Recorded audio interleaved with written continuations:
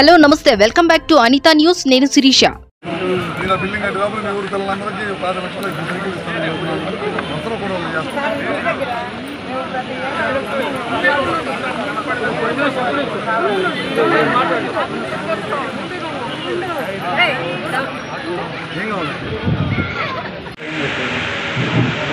ఎన్టీఆర్ కళావేదిక గౌరవనీయులు మహేశ్వరి మన రాష్ట్ర విద్యాశాఖ మార్చులు శ్రీ గుట్టుపాటి రవికుమార్ గారు మరియు శ్రీ భారత బాగానే ఉంది.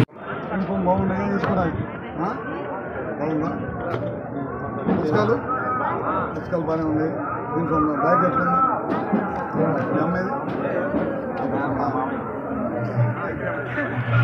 సిమెంట్ రోడ్ల కింద 30 లక్షలు శాంక్షన్ చేసాము. అది కాకుండా జిల్లా పరిషత్ స్కూల్ పోయినసారి మనం పేరెంట్స్ మీటింగ్ వచ్చినప్పుడు మనం జిల్లా పరిషత్ స్కూల్కి వస్తే దానికి పిల్లలు భోజనం చేయడానికి బయట కూర్చోవాల్సి వస్తుందంటే 35 లక్షలతోటి వాళ్ళ కమిటీ వాళ్ళు శాంక్షన్ చేసాము.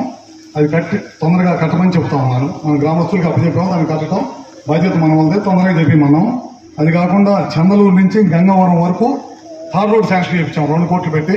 10 రోజుల్లో వాళ్ళు కూడా పని స్టార్ట్ చేస్తారు. ఈ 3 చేయించాము. ఇది కాకుండా మన ప్రభుత్వం వచ్చి 1 సంవత్సరం 3 నెలలు అయింది. సంవత్సరం 3 నెలల్లో మనం చేసే కార్యక్రమాలు అన్నీ కూడా ఎలా ప్రజలకు అందుతున్నాయి అనేదే ఇవాళ మేము చేసే కార్యక్రమం. నేను ఎందుకు మీ ఊరు రావాల్సి వచ్చిందంటే మీరు సరిగ్గా గ్రామంలో తిరగాలి, అందుకని నేనే వచ్చాను. వాస్తవం చెబుతున్నాను. మన మండలం అన్ని 5 మండలాల్లో మన మండలం కొద్దిగా తిరగట్ల. కేఎస్ఎస్ అని చెప్పి మన పేజీకి ఒకరిని పెట్టాం. ఆ పేజీకి ఒక నిమిషం పేజీకి 60 మందిని మనం చూడాలి. వెళ్ళి వీళ్ళందరికీ మన ప్రభుత్వం ఇచ్చిన పథకాలు అందుతున్నాయా లేదనే బాధ్యత మన కేఎస్ఎస్ హెడ్లది అనమాట. అది మన గ్రామస్తులు మన మండల వాసులు కన్నా తొందరగా చేస్తే మనకు బాగుంటుంది. నేను అట్లానే ఇప్పటికి 15 జిల్లాలు తిరిగా. నేను జిల్లాలు కానీ బయట కాన్స్టిట్యున్సీలు 15 తిరిగా. ఖాళీ ఉన్నప్పుడల్లా మన దగ్గర తిరుగుతున్నా. మీరు కూడా మీ గ్రామంలో మనం ఇచ్చే పథకాలు ప్రజలకు అందుతున్నాయా లేదనేది చెక్ చేసుకోవాల్సిన బాధ్యత మనది. ఏది ఇప్పుడు మనం పెన్షన్లు ఇస్తున్నాం, 3000 నుంచి 4000 చేసాం, 3000 నుంచి 6000 చేసాం వికలాంగులకి. కొంతమందికి పూర్తిగా 100% వికలాంగ తత్వం ఉంటే 15,000 చేసాం. కొంతమంది వివిధ రకాలైన జబ్బులతో బాధపడుతుంటే 10,000 ఇచ్చాం. 34 లక్షల పెన్షన్లు ఇస్తున్నాం. 64,000 కోట్లు ఖర్చు పెడుతున్నాం. భారతదేశంలో ఏ ప్రభుత్వం ఇవ్వనన్ని డబ్బులు ఒక్క పెన్షన్ మీద ఖర్చు పెడుతున్న ప్రభుత్వం ఏదైనా ఉందంటే అది చంద్రబాబు నాయుడు గారి ప్రభుత్వం, కూటమి ప్రభుత్వం. అదేవిధంగా మన పిల్లలకి ఆ రోజు చదువుకోవడానికి డబ్బులు ఇస్తా ఉన్నాం. తల్లికి వందనం. ఒకరున్నా, ఇద్దరున్నా, ముగ్గురున్నా, నలుగురున్నా, ఎంతమంది ఉన్నా పిల్లలకి ఇస్తా ఉన్నాం. నేను తిరిగేటప్పుడు కొంతమందికి ఒకరిద్దరు తగిలింది. మాకు చిన్న టెక్నికల్ మిస్టేక్స్ వల్ల రాలేదని. అది మన గ్రామస్తులు కానీ, గ్రామ పెద్దలు కానీ, డిపార్ట్మెంట్ ఉన్నారు, ఎంఆర్ఓ వాళ్ళు కానీ, ఎండిఓలు కానీ, గ్రామంలో సచివాలయం పెట్టాం. వీళ్ళందరూ బాధ్యత తీసుకొని ఆ కార్యక్రమాలన్నీ కూడా పూర్తి చేసి మనం ఇచ్చే పథకాలన్నీ కూడా పేద ప్రజలకు అందేటట్టు మన పార్టీతో పాటు ప్రభుత్వ అధికారులు బాధ్యత ఎవరిదంటే మనదే. మనం పోయినసారి 14 to 19 బ్రహ్మాండమైన కార్యక్రమాలు చేసాం. మనం చేసి చెప్పుకోలేక 5 సంవత్సరాలు వెనకబడ్డాం. 5 సంవత్సరాలు జగన్మోహన్ రెడ్డి ప్రభుత్వం అప్పగించారు. 20 సంవత్సరాలు వెనకపోయింది.